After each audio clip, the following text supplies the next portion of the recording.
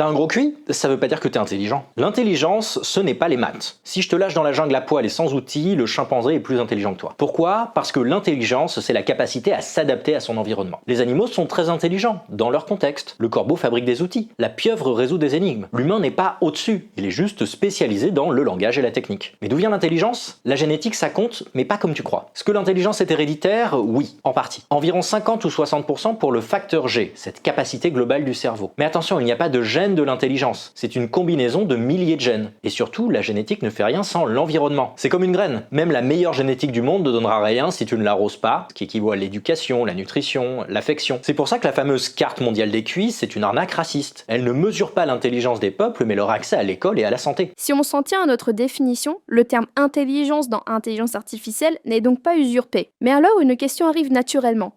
Est-ce que cette intelligence est comparable à celle de l'humain? Car dans l'esprit des gens, quand on pense à l'intelligence, c'est à l'humain qu'on se réfère. Et c'est ça le défi apporté par l'IA.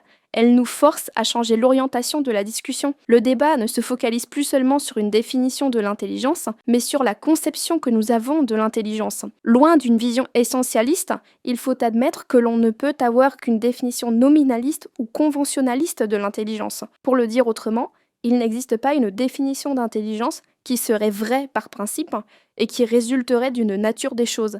L'intelligence, c'est un concept qui, comme tous les concepts, est le fruit d'une construction humaine. L'intelligence est partout dans la nature, sous plein de formes différentes, mais notre définition est largement anthropocentrée. Chez l'humain, c'est un mélange complexe de génétique et d'environnement. Et l'IA? Il faut distinguer les différents types d'IA, entre les IA classiques et les IA génératives. Mais dans tous les cas, elle n'a pour l'instant rien à voir dans son fonctionnement avec l'intelligence humaine.